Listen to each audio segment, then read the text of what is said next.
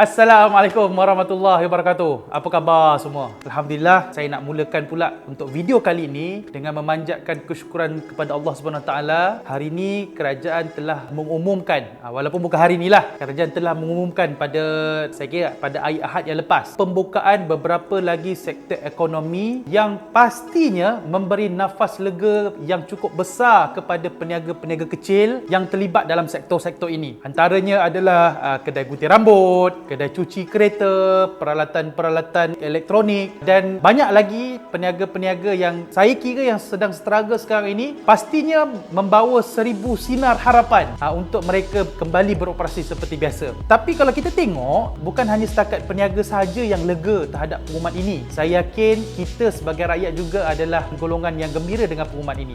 Kalau kita tengoklah strategi yang kerajaan buat, saya kira lebih kurang sama seperti mana yang telah dilaksanakan oleh negara-negara yang telah berjaya menangani wabak ini seperti di UK dan sebagainya. Okey, cumanya ada satu dan juga ada beberapa persoalan lah. Dalam keadaan kita sedang menuju kepada jalan yang tepat dalam menangani wabak ini, kita gusar melihat kepada beberapa kisah perjalanan pergaduhan politik yang pastinya akan mengganggu gugat pelan-pelan yang telah dirancang. Kalaulah kita melihat kepada sentimen rakyat sekarang ini, pastinya rakyat sudah muak dengan permainan-permainan politik dan sekarang ini rakyat sedang memikirkan bagaimana pula pasca pandemik ini mampu untuk menghidupkan hidup mereka kembali. Tuan-tuan, anak-anak kita dah lama tak sekolah. Saya sendiri yang mempunyai anak 5 orang, 3 daripada mereka yang sedang bersekolah mengalami kesukaran. Selalu duk tanya kita bila sekolah nak buka, nak jumpa kawan-kawan dan sebagainya. Tuan-tuan, sudah 2 tahun kita berjuang untuk melawan virus ini. Tapi adakah penamatnya apabila kita melihat pakcik-pakcik, abang-abang, atuk-atuk kita ke atas sana bertempuran daripada segi politik? Tak berbaloi, tuan-tuan. Jadi kita sebagai rakyat, kita perlu memberi satu mesej yang jelas kepada orang politik. Berhentilah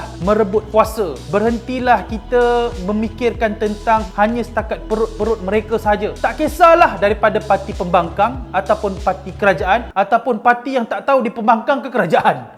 Lebih kurang macam itulah, tuan-tuan.